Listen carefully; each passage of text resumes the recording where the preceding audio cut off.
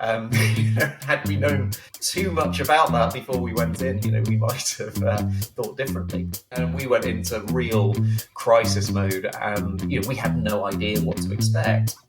We are now facing one of the most well-funded competitors the world has ever seen. I didn't really want to sit in yet another monthly performance update saying the same things. Well, what a great opportunity. I absolutely snapped their hands off to do that. This is the Leeds Business Podcast, and I'm your host, Phil Fraser. Before we start, I have one simple request of you. Please hit the follow or subscribe button on the app that you're listening on. Today's guest, Mark Roberts, is an entrepreneur, an investor, an innovation coach, and now a published author. Listen as Mark explains the unique trigger that made him quit corporate life to launch his startup, how appearing on This Morning on TV created huge problems for his business, and he reveals a secret fact that you never knew about Pringles. There's also a brilliant how-to if you're looking to scale your startup business. On today's Leeds Business Podcast, I have with me Mark Roberts, who is an author, an investor, an innovation coach, and an entrepreneur, and lots of other things in between. Hi, Mark. Hi, Phil. Great to be here. All of those things, all of them. All those things. And I'm going to touch on it very, very briefly, and I will come back onto it. You're an author. I know. How exciting is that? Well, I feel very excited. It's never something that I thought I would ever do. And then I got this crazy idea just under 2 years ago, maybe just over 18 months ago. And I now have my own book published just a couple of weeks ago. And I'm very excited about that. I'm loving starting to talk about the things in it and the conversations that it's sparking. So it's great. Brilliant. Now we'll come on to that. We'll come on to the book later on. I don't want to. We'll keep everything quiet for everybody, and they'll have to wait and hear all about it. Now, Mark, you started your career way back when in the corporate world, didn't you? You worked for some really, really big businesses.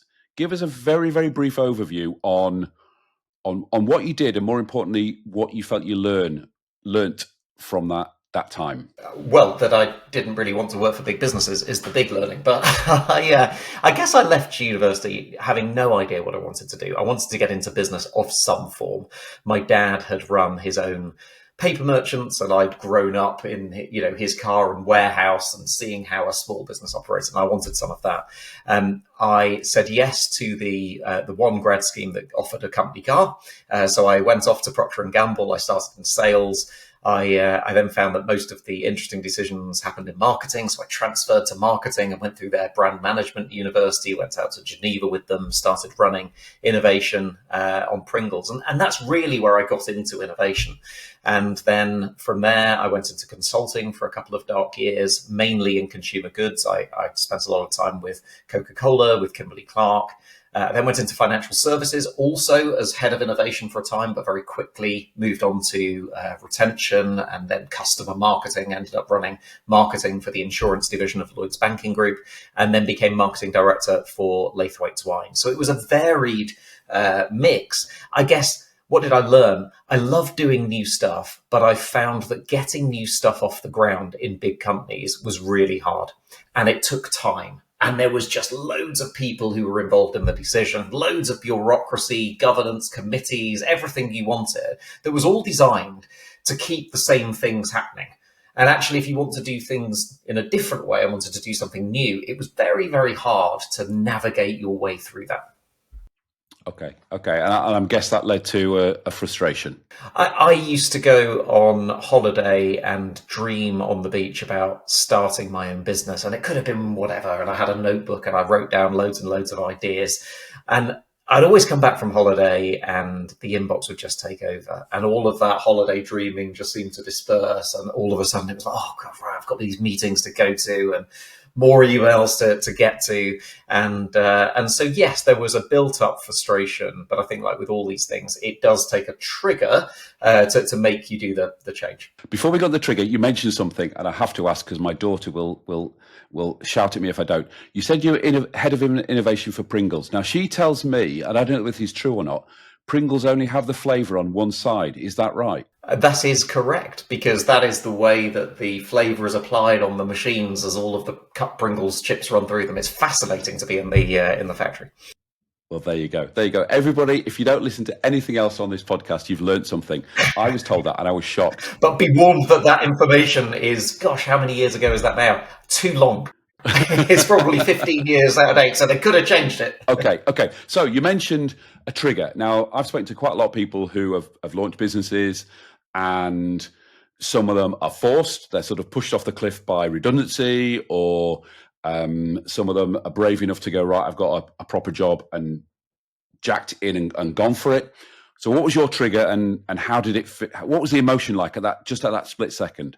So the trigger was falling pregnant after years of trying but failing to fall pregnant. So we had been trying as a couple for years and years to start a family. It wasn't working. We did IVF, we did ICSI.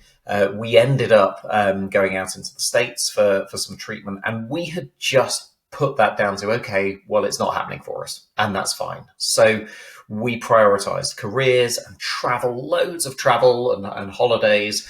And it was the reason why I had initially said yes to the marketing director role of Laithwaites, because I thought it'd be fun to work in the wine industry.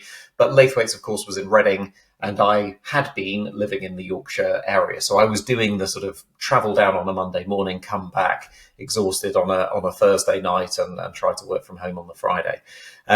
One of the treatments we had in the States was successful, and we fell pregnant with what was to become our son Samuel.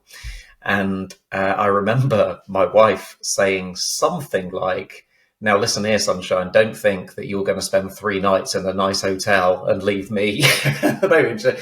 We could all move down to Reading. It's something actually that we never really wanted to do. We'd always envisioned starting a family in the north, and we'd moved back up north from London to do that. And my wife sort of said, "Look, if there's no one that you want to work for, why don't you do what you've been saying you'd do on every holiday and start your own business?" And it was like, oh, crumbs, right? When someone calls you out on it, and you're like, right. Yeah, but that was just notes, and that was there, and then that started to twirl in the back of my mind. And on one of those very long drives back from Reading to Yorkshire, I was just reflecting on how wonderful the business model of Laithwaites is. They have consumers who can come and get pre-mixed cases on subscription, or they can mix their own, they can buy individual wines. But I was drinking quite a lot of craft beer, and because we'd been to the States quite a lot with work and with fertility treatment, I'd seen this incredible craft beer boom in the States, and I just assumed that us Brits were a few years behind our American counterparts, and craft beer would become a thing. So I thought, I wonder, why wouldn't it work if the business model of Laithwaites Wine was applied to craft beer? And I thought, actually, it could work. That probably could work. And I think these thoughts start with, someone should do that. And then over the drive, it became like, I wonder if I could do that. And then I started buzzing. I ran into a service station, started sketching it down, and ended up calling a mate of mine who I work with at Procter & Gamble, a guy called Chris, and said, "Look, I need to go to the pub. I need to talk to you about this," because he knew about craft beer. And I was like, "Look, this is what I'm thinking." And after a few pints together, I might do this turned into he was going to quit his job with me. We were both going to do it and jump headfirst into founding Beerhawk. Wow.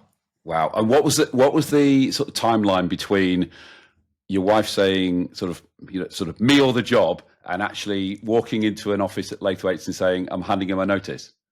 Oh, so that time was quite short, and we managed to do a really great job of being able to sort of say, "Look, this is the situation, and this is coming." And my boss at the time handled all of that very well.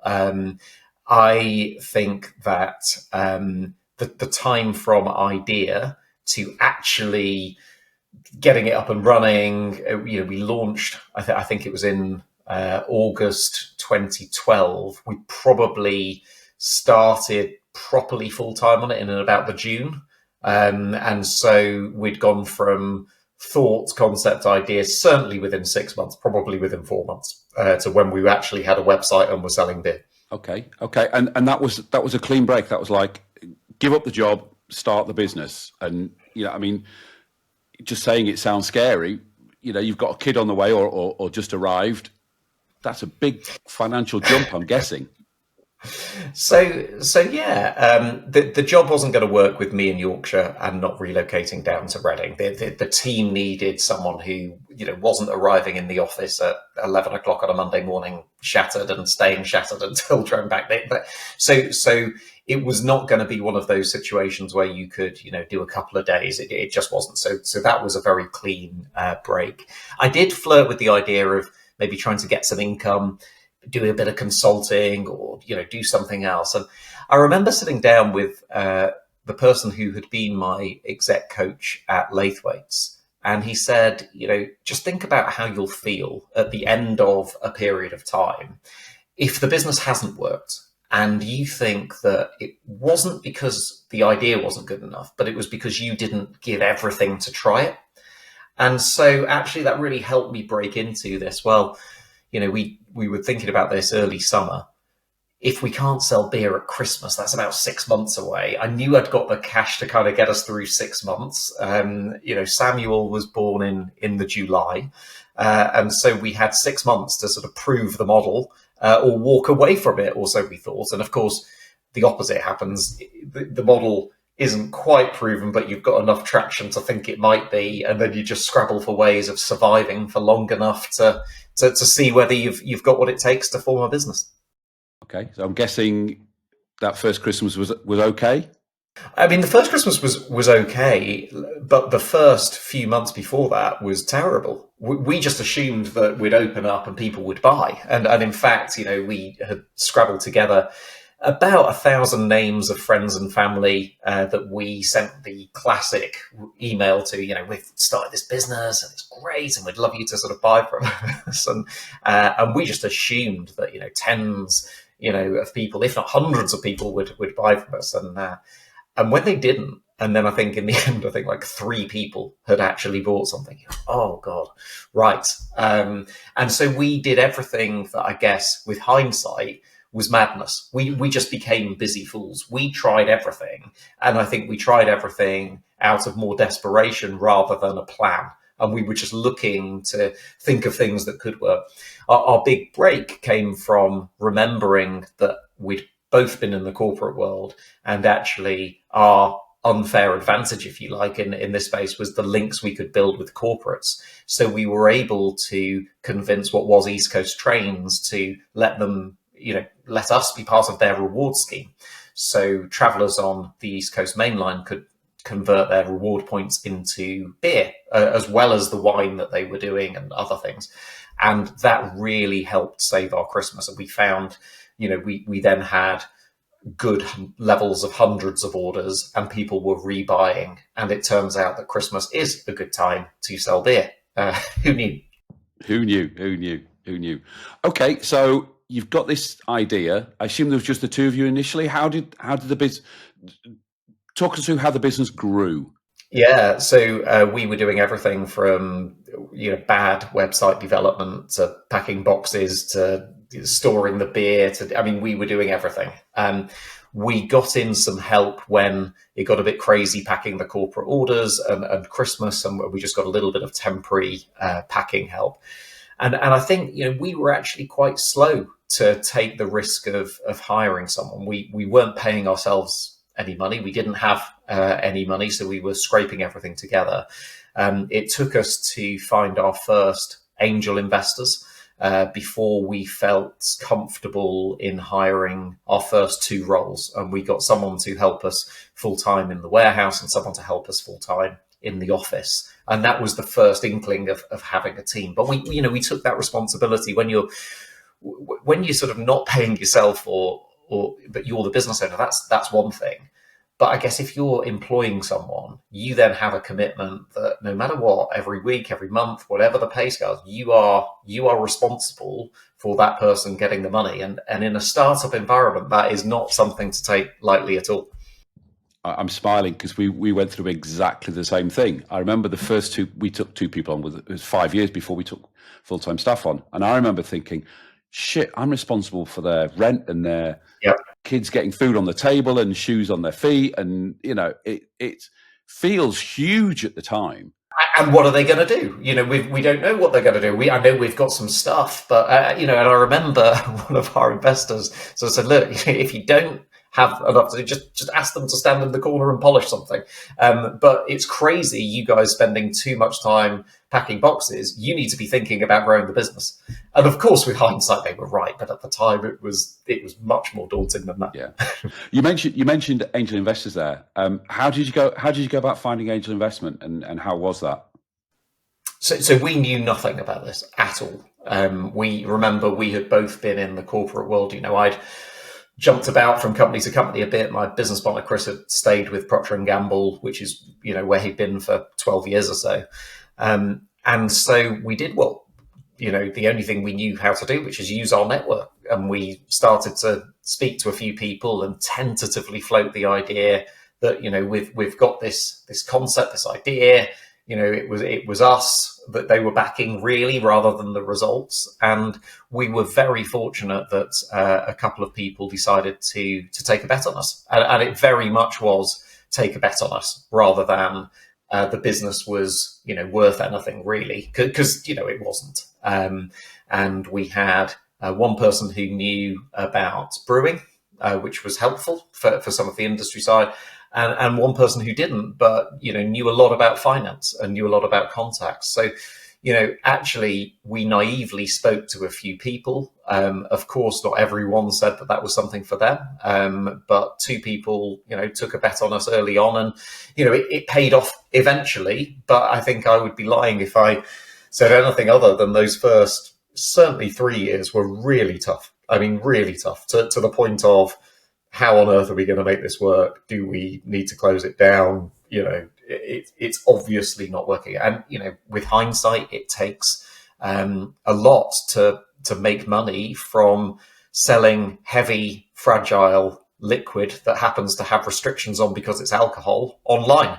Had we known too much about that before we went in, we might have thought differently. But I think it was that naivety and that optimism combining that just got us through. Yeah. I mean, you can't undervalue naivety and optimism in a business. It's particularly in the early days. Or in life in general, I think. Or in life in general, yeah. So, all right. So you said it was sort of 3 years before it really got going. What was the step change?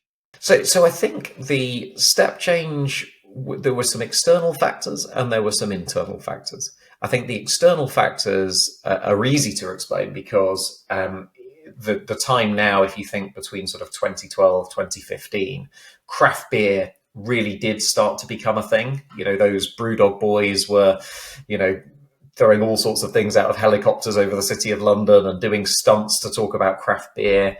E-commerce was also becoming a thing. People were more and more likely to be willing to spend money online on a website and have things delivered to their door. So we definitely caught those macro headwinds.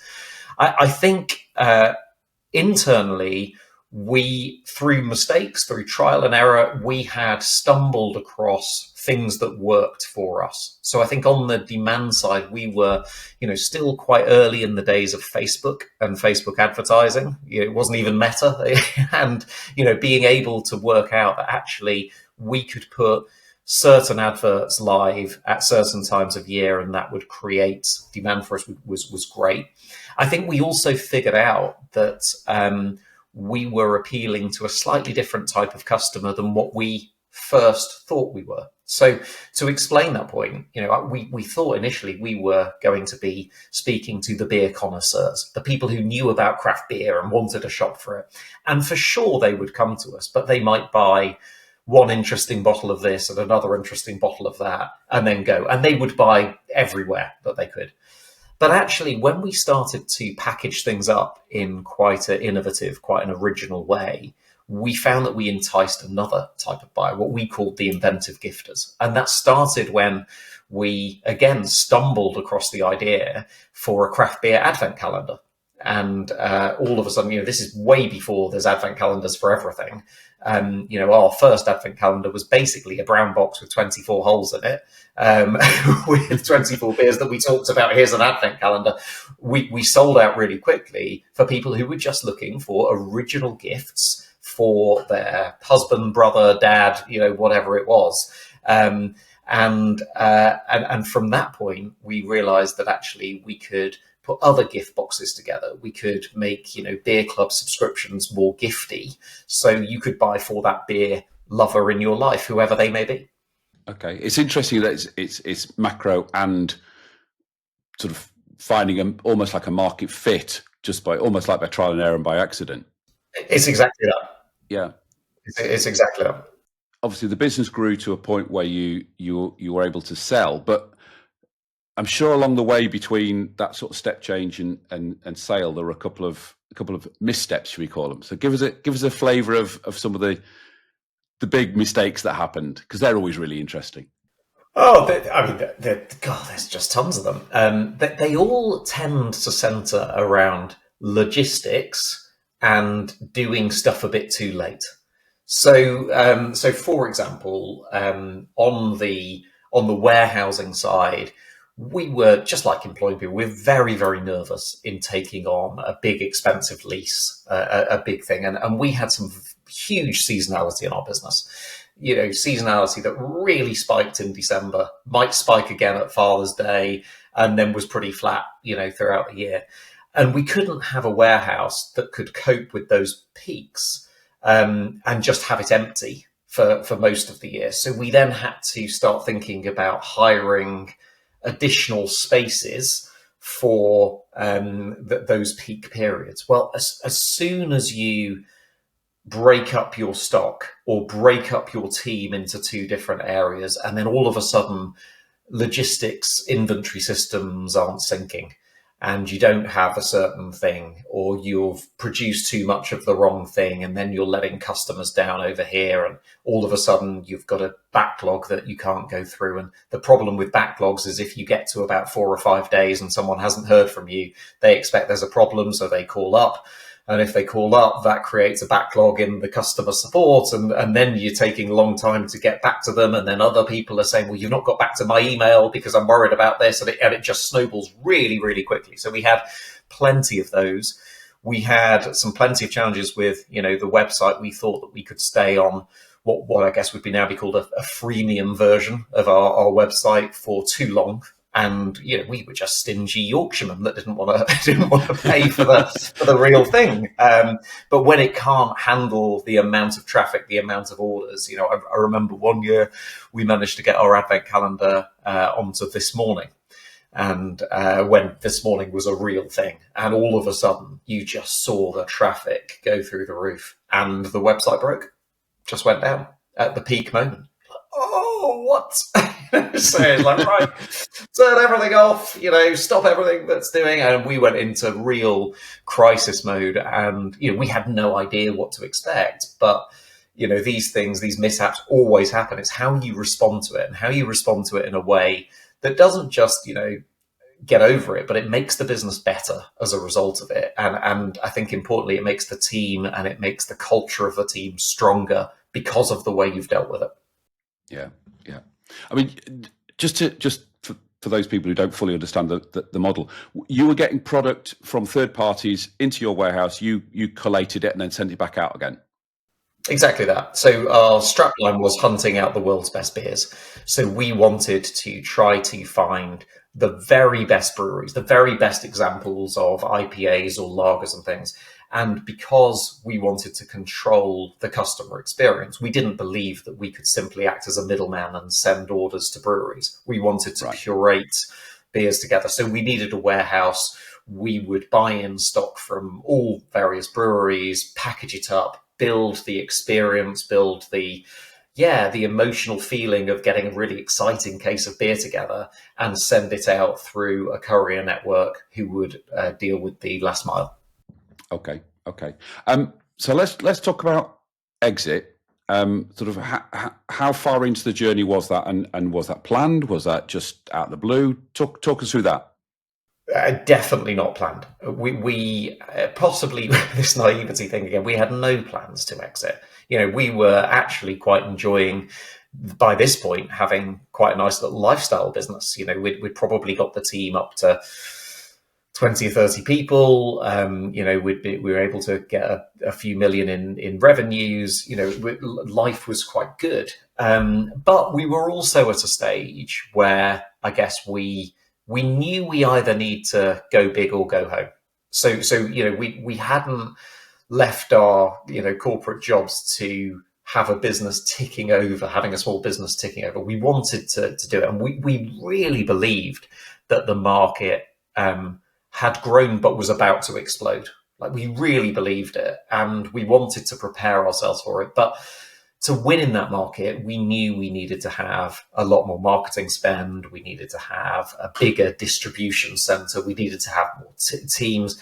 And, when you're funding it basically yourselves with a couple of angels, that wasn't really going to cut it. So we did have that dynamic.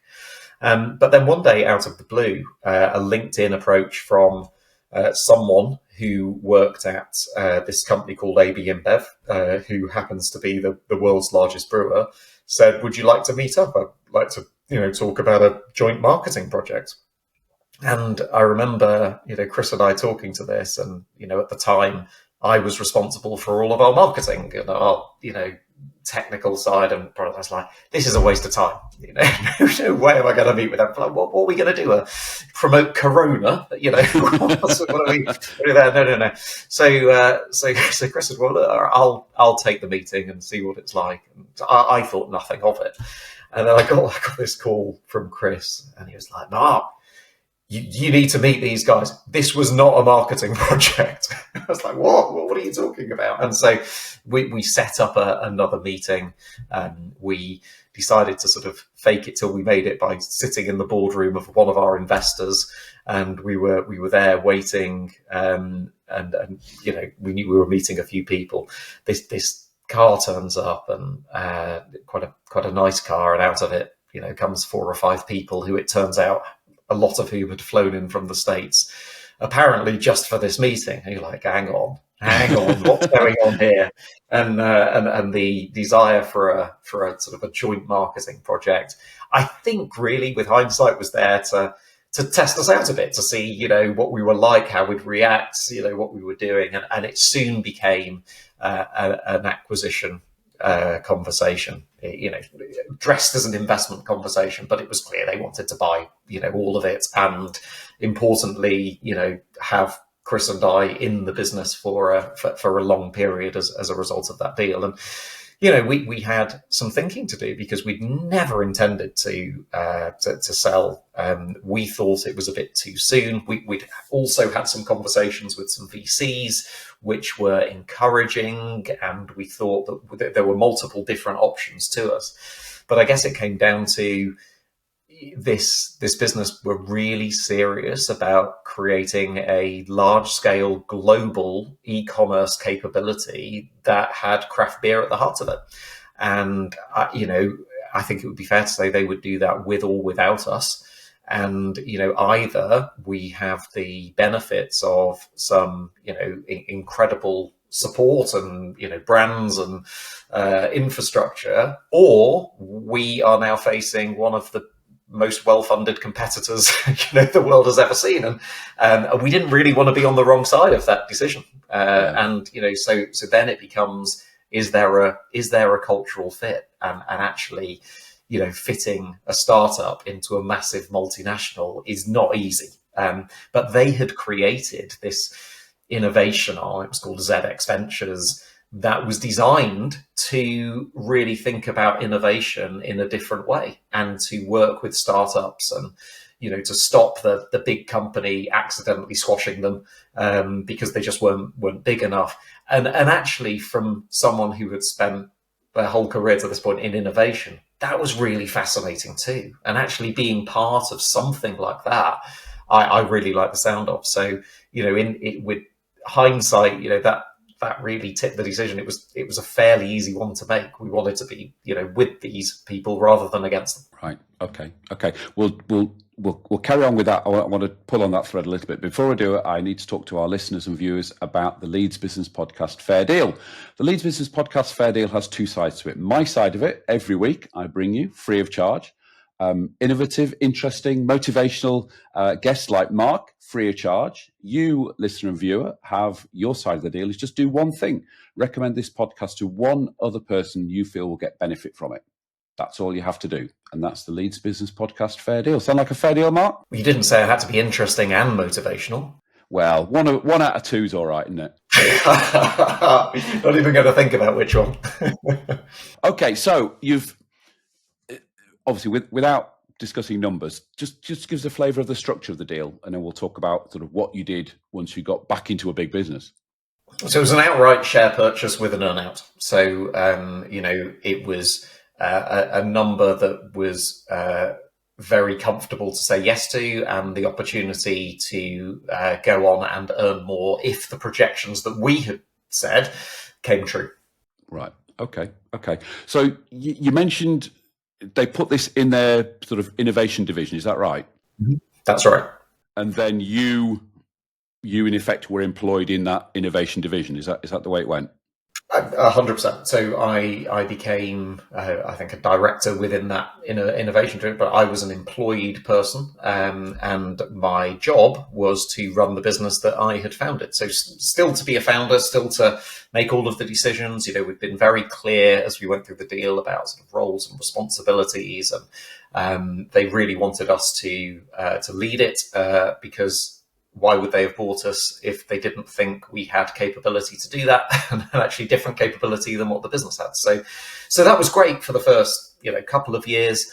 I really enjoyed actually having some money to do stuff and to build a big new warehouse and to do some interesting marketing projects, and actually also to travel the world a bit and see other e-commerce companies and startups in different areas and try to learn from that tangled mass of entrepreneurship. And it was really exciting.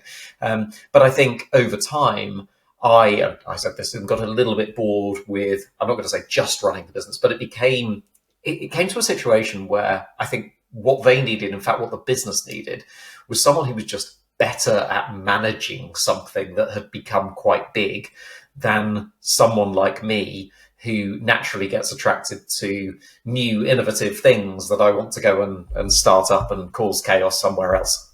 That's it's the entrepreneur's curse, isn't it? It's the shiny new object thing. I got to the same position as you, which is this business is running itself and it's going really, really well.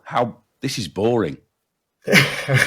which is awful to say. It's awful to say because it was going really well, and the people were great, and I was hugely proud of what we've been able to do. But at the same time, that steady state just became a bit dull, and I didn't really want to sit in yet another monthly performance update saying the same things. So yeah.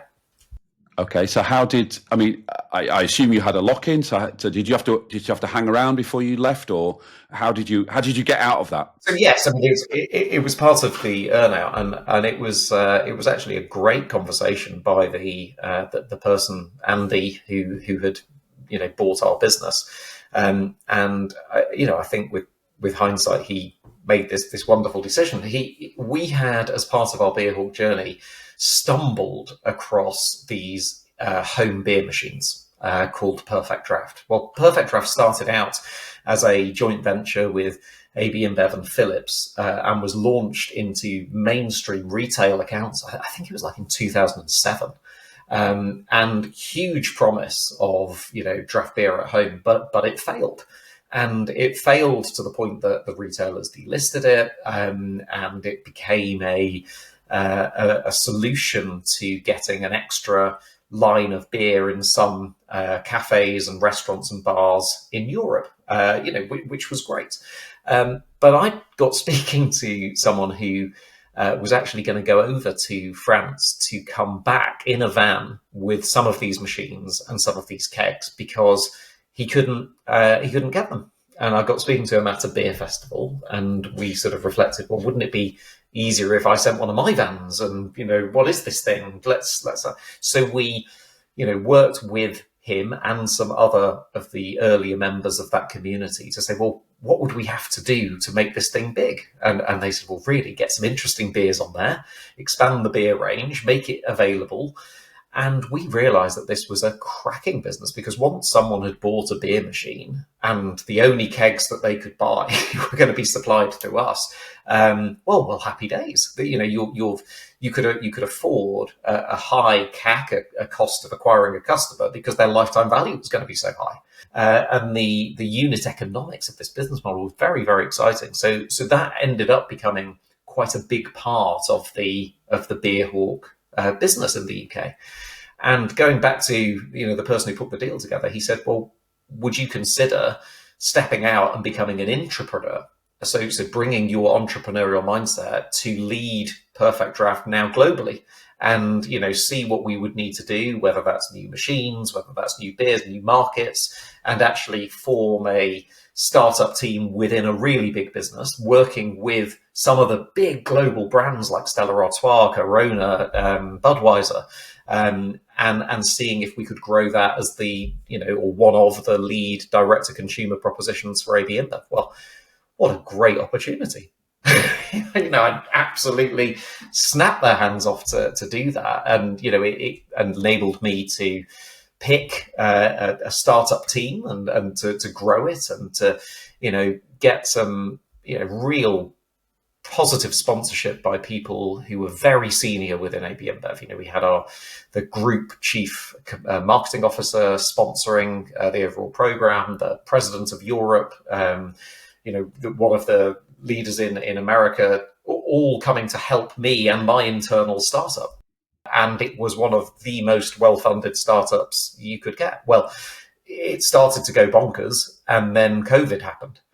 And in COVID, of course, everybody wanted an in-home draft beer machine. It was basically bringing the pub to your house. So we then had all of the supply constraints of not having enough machines, not having enough beer, not having enough, but, you know, supply side problems are a lot easier to solve for than demand side problems. And we just never had that problem. So I had a very happy few years leading that, until, you know, the time was right for me to step aside from that and let someone serious and senior within the big company take over and you know, integrate it into all of the markets. Yeah, I mean, that sounds great. Being able to do a startup and be fully funded and have a great team and great marketing behind you, that's like the dream position to be in, isn't it? Oh yeah, and be paid and have bonuses and still have equity that was, you know, invested in that. It was wonderful. I loved it. Proper win-win-win. Okay, so you left there. What sort of timeline about this? Is post-COVID we're now talking? So post-COVID, I think I left in about 2022, and with no plan. Like no plan at all, apart from let's just stay open to some opportunities. Let's see what's going to happen. And I never intended to do what I then did, but it was one of those things that has just become so interesting and really ignited a passion within me.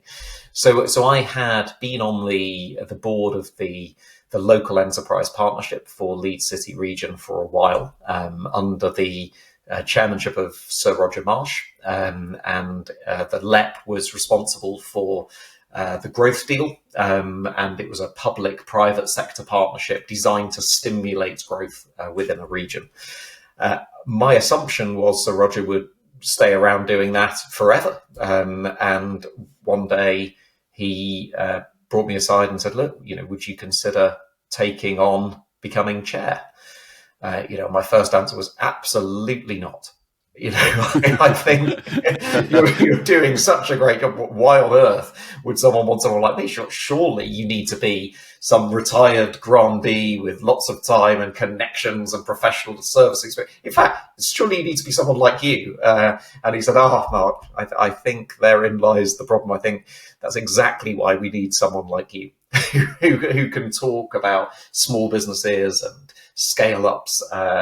And, you know, at the time, the future of LEPs was uncertain. Of course, we'd just had a new mayor elected in Tracy Brabin, and we knew that we were going to become, you know, more integrated within a mayoral combined authority setup. We just didn't know how. So it seemed sensible to suggest that, maybe I could chair this for a interim period, and we would look at the integration, and maybe, 3 to 6 months would do it. Well, that is, again, just incredible naivety on how fast or slow local government can move. And when I say local government, to be fair, most of it was central government led as we were thinking about integration plans into the MCAs. I had a fabulous year working, alongside Tracy, but importantly alongside all of the businesses in the Leeds City region, overseeing a lot of the programs designed to stimulate economic growth with, the fabulous people who are working in local government, really trying to unblock things that aren't working. And then, that ended up taking about a year of time before it became right and proper to integrate it into the Merrill Combined Authority, as we do have a directly elected and accountable mayor to oversee it. And I think in that situation, the role of the LEP, which was more of this partnership of equals, private sector and public sector, that no longer was the way forward. And so actually not having a independent chair of the public-private sector body made more sense. And now, of course, the Merrill Combined Authority has a business advisory board chaired now by Mandy Ridyard, who is wonderful, who was part of the LEP board at the time. But it's a very different beast. So I saw firsthand this, public-private sector, how to try to stimulate growth in entrepreneurship and scale up activity in a region that I'm really passionate about. And since then, you've launched Redline Foundry. Just give us a brief explanation as to what you do or what Redline does. So I wanted to start new things. I didn't know what things, but I thought new things often get forged in a foundry. So foundry seems like a very interesting word to start new things. But I don't just want to do anything. I want to be clear that it's got to be something that I'm really passionate about, that is good for the planet, that, I want to help, businesses and start things that are the right side of my lines, my red lines. Aha! Redline Foundry. And actually, the seldom talked about the private reason for Redline is when we went to the States and we ended up having fertility treatment. We got to the clinic from Washington on the Redline train. So it made some personal sense as well as some business sense. So the idea is to use that to help start new stuff. Now that could be me doing some coaching work for others. I stay well clear of the word consulting because I don't like writing reports, and it's not that type of setup, but helping businesses get through that quandary of what made them successful often holds them back from becoming even more successful. The classic innovator's dilemma that written about by Clayton Christensen and others. And I love doing that, but I am conscious that will morph into whatever it morphs into, because the idea is it's going to start some new things. And alongside that, I decided that I would start writing some thoughts down about, well, why is it so hard for businesses to innovate? And why do, so many startups in the UK get stuck? Why don't we have more scale-ups? If you compare scale-up success in the UK versus America, it's dramatically different. We get stuck a lot earlier. And actually, if you look at scale-ups in the North versus London in particular, it's even worse for the North. So why is that? And how can we do that? And I became convinced that the answer is in innovation-led growth and how to encourage larger businesses to keep that entrepreneurial mindset alive. I started writing some articles, long story, that ended up becoming a book, which was another of those projects that without that naive optimism, I would absolutely never have done, because it's tremendously hard. Okay, come on. You've got 3 minutes. Give us a terribly promotional, marketing-led promotion for the book. Oh, a terrible marketing promotion. It's spoken like the marketer. Go on, just market it as much as you want. Well, it's not going to take 3 minutes. It's a book about the entrepreneur within, keeping an entrepreneurial mindset alive. It talks about why businesses get stuck. this innovation paradox that happens. It talks about the natural business life cycle will naturally, what started off as growth will naturally plateau.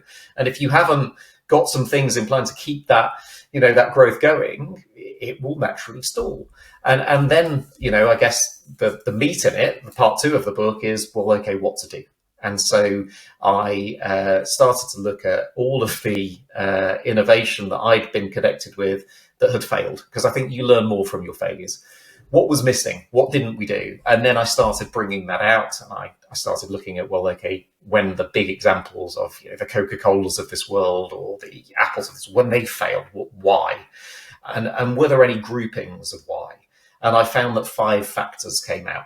And then I thought, okay, well, let's look at really successful innovation. Can I clearly point to these 5 factors? And I thought I could. So I thought, oh, that's interesting. There are these 5 things. As any good marketeer knows, you need to create something that's memorable. So I thought, well, let's start thinking about what they are. And I came up with the word Forge, my Forge methodology, which talks about those 5 things. And it stands for focus, get the strategy right, find the right problem for you to solve, and think about the prowess that you bring to it.